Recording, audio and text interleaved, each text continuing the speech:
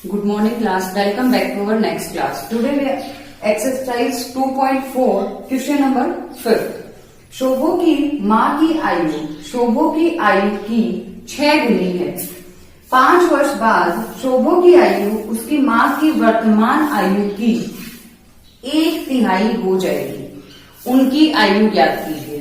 एक शोभो है और एक उसकी मदर है, ठीक है। 2 लोग हैं, उन दोनों की एज निकालनी है। अब बोला है कि जो इसकी एज होगी, जो शोभो की एज होगी, उसकी 6 गुनी मतलब 6 टाइम्स 6 गुनी उसकी माँ की एज है। तो मैंने बताया था कि जिसके ऊपर डिपेंड कर रहा हो, जैसे अभी शोभो की एज के ऊपर डिपेंड कर रहा है कि शोभो की एज की 6 गुना है, उसको हमेशा एक्स मानना है। क्योंकि अगर मान लो हम माँ की आयु को एक्स मान लेते हैं तो शोभो की आयु का हमें कुछ नहीं पता चलेगा।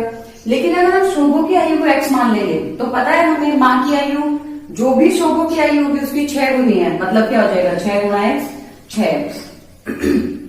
ठीक है, तो हमने पहले क्या मानेंगे कि शोभो की आयु कितनी है, एक्स वर्ष।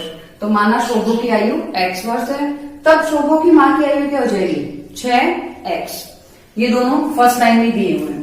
शोभो की माँ की आयु शोभो की आयु की 6 गुनी है।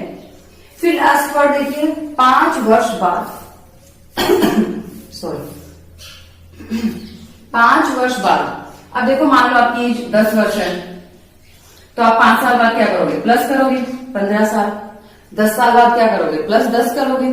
तो वैसे अगर हम 5 वर्ष बाद की बात करेंगे तो शोभो की आयु क्या हो जाएगी, x प्लस 5। 5 वर्ष बाद शोभो की आयु इतना ही दिया था, तो 5 वर्ष बाद शोभो की आयु क्या कर दी हमने, x प्लस 5। फिर दिया है क्वेश्चन में उसकी माँ की वर्तमान आयु, जो उसकी माँ की एज कितनी है अभी 6x, उसका 1/3 हो जाएगी। 1/3 मतलब 1/3 बोलते हैं ना, आधा 1/2, 1/4, 1/4, 1/4, 1/3 होता है 1/3 हो जाएगी। उनकी आयु ज्ञात करो। अब क्वेश्चन में हमें एक लाइन हो रहेगी 1/3 वाली, बाकी हमने सब लिख लिया। शोभो की आयु निकाल ली, उसकी माँ की आयु निकाल ली और 5 वर्ष बाद शोभो की आयु भी निकाल ली। अब हम लिखेंगे प्रश्नानुसार x प्लस 5। 5 वर्ष बाद जो एज थी वो उसकी माँ की जो एज थी उसकी क्या थी, 1/3। तो 5 वर्ष बाद की एज, अभी की एज और उसका 1/3 मतलब 1/3 से हमने क्या कर दिया, गुणा कर दिया। सॉल्व कर लेते हैं। x प्लस 5, ये दोनों कैंसिल हो रहे हैं, 3 एकम 3, 3 दूनी 6, क्या बच गया 2x। तो x प्लस 5 बराबर 2x। ये x इधर प्लस का है, उधर जाएगा तो माइनस में, इधर 5 का 5, 2x minus x। 2x minus x क्या बचेगा, x। तो इधर सिर्फ x बच गया, इधर क्या है 5, मतलब x का मान 5।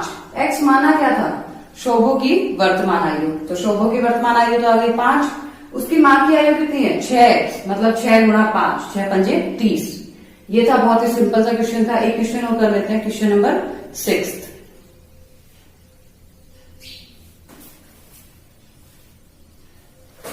महुली गांव एक तंग आयताकार भूखंड विद्यालय बनाने के लिए सुरक्षित है। इस भूखंड की लंबाई और चौड़ाई में 11:4 का अनुपात है।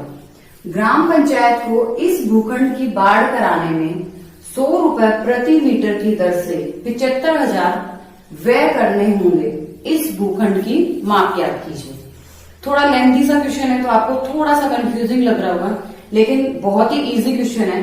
देखो एक कोई गांव है महुली, उसमें बोला है कि कोई एक आयताकार स्कूल बनाने के लिए जगह, जैसे प्लॉट बोलते हैं ना, वैसी कोई प्लॉट की जगह है वो छोड़ रखी है कि ये आयताकार भाग है, यहाँ स्कूल बनेगा। अब उस जगह में बोला है कि 11:4, मतलब ऑब्वियसली लंबाई ज्यादा होती है और चौड़ाई कम, तो ये 11 और ये 4। इस अनुपात में उसकी क्या है, लंबाई और चौड़ाई। अनुपात को हम हमेशा में क्या करते हैं, x लगा देते हैं। तो लंबाई क्या होगी 11x और चौड़ाई क्या होगी 4x। ये तो हो गया इसकी 2 लाइनों का मतलब। ग्राम पंचायत को इस भूखंड की बाढ़ कराने में, बाढ़ कराओगे तो ऐसा तो है नहीं कि स्कूल के बीच में, क्लासेस के बीच में ऐसे ऐसे बाढ़ कराओगे, नहीं हो सकती। बाढ़ हमेशा क्या होती है, बाहर बाहर होती है। और मैं बता दूं कि जब भी हम बाहर बाहर आउटलाइन की बात करते हैं तो हमेशा परिमाप की बात करते हैं। जैसे मान लो अगर आप खेत है, खेत के चारों तरफ बाड़ लगाओगे तो वो परिमाप की बात होगी। लेकिन अगर खेत के अंदर फसल उगानी है तो फसल ऐसा तो है नहीं कि आप कॉर्नर्स पे जाके उगा दोगे, फसल पूरे खेत के अंदर उगाई जाएगी, तब हम क्षेत्रफल की बात करेंगे। जब बाहर की बात होगी तो हमेशा परिमाप की बात होगी, ठीक है। तो इसमें बोला है कि इतना सा मान लो, जैसे 1 मीटर, 2 मीटर, 3 मीटर, ऐसे खूब सारे जितने भी मीटर होंगे, तो इतनी सी बाढ़ कराने में 100 रुपए का खर्चा है। और पूरा टोटल खर्चा कितना है? 75,000 का, ठीक है। इसकी लंबाई कितनी थी? 11x, चौड़ाई कितनी थी? 4x। 1 मीटर के लिए 100 रुपए लग रहे थे और टोटल पूरा खर्चा कितना है? 75,000। ये दिया गया है क्वेश्चन में। अब बोला है कि इसकी माप ज्ञात करो, 11x का मान निकालो और 4x का मान निकालो कि इसकी लंबाई कितनी है और चौड़ाई कितनी है। तो पहले लिख लेते हैं, माना लंबाई 11x तथा चौड़ाई 4x। बाढ़ का खर्च 100 रुपए प्रति मीटर, मतलब 1 मीटर के लिए 100 रुपए, और कुल खर्चा कितना है? 75,000 रुपए। अब हम अगर उसकी बाढ़ की बात कर रहे हैं, बाढ़ की बात कर रहे हैं, तो हम किसकी बात करेंगे? परिमाप की। तो भूखंड का परिमाप क्या होगा? 2 गुना लंबाई प्लस चौड़ाई, 2 गुना लंबाई प्लस चौड़ाई, 2 गुना 11x प्लस 4x, 2 गुना 11 और 4 15x, 30x। इट मीन जो स्कूल था उसका चारों तरफ का परिमाप कितना है? 30x टोटल परिमाप। अब बोला है कि इतना सा कराने में 100 रुपए लग रहे हैं, तो इतना कितने मीटर जितना भी होगा तो इसको गुणा कर दो 100 से, तभी तो पूरा खर्चा आएगा। जैसे मान लो एक स्टूडेंट को एक टॉफी दी जा रही है, तो अगर 30 स्टूडेंट है तो कितनी टॉफी होंगी? 30 टॉफी होंगी। तो एक को 30 से गुनाई तो किया हमने। वैसे यहाँ अगर 100 रुपए प्रति मीटर लग रहे हैं तो 100 को हम 30x से गुना कर देते हैं तो हमें पता चल जाएगा पूरा खर्चा कितना है। तो कुल खर्च कितना हो गया? 30x गुणा 100, 3000x। लेकिन हमें तो बोला था कि पूरा खर्चा 75,000 रुपए है। हमारे परिमाप और गुणा करने से तो 3000x आ रहा है, लेकिन हमें पता है कि पूरा खर्चा कितना है? 75,000। तो हम इन दोनों को बराबर रख सकते हैं क्योंकि दोनों बराबर ही, खर्चा तो सेम ही आएगा। 3000x बराबर 75,000। x का मान निकालना है तो 3000 को हम ले जाएंगे डिवाइड में, 3 जीरो से ऊपर की 3 जीरो कैंसिल। जब हम सॉल्व करेंगे तो 25 किसका मान आ गया? x का।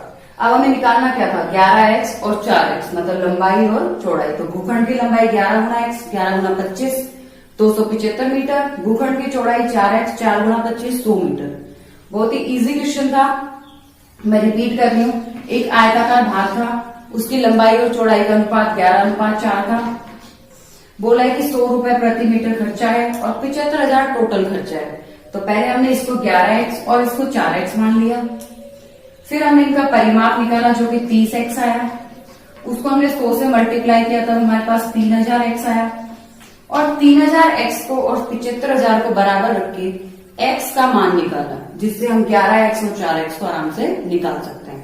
क्वेश्चन नंबर 7th और 8th आपको कंप्लीट करना है, खुद से करना है, ठीक है। Thank you.